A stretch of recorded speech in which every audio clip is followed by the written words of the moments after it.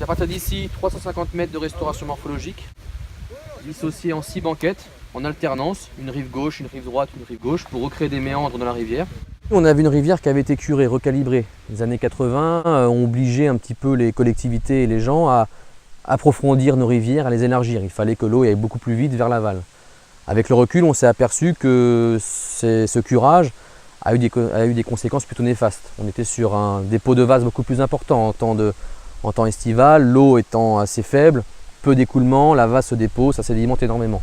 Résultat, une rivière avec peu de diversité d'habitat, peu de diversité d'écoulement, énormément de vases, une rivière qui ne vit pas.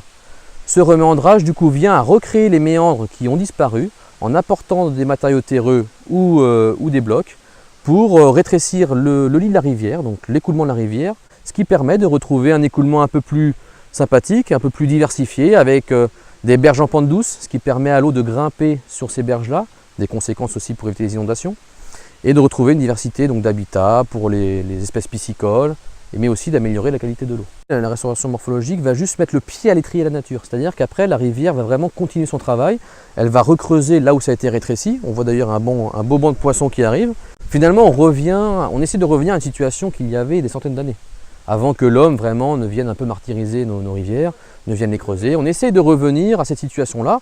Alors pour être honnête, on n'arrive pas forcément à retrouver l'ancien lit de la Cisse tout le temps. On essaie de recréer en tout cas ces méandres qui manquent tellement à la Cisse dans nos vallées.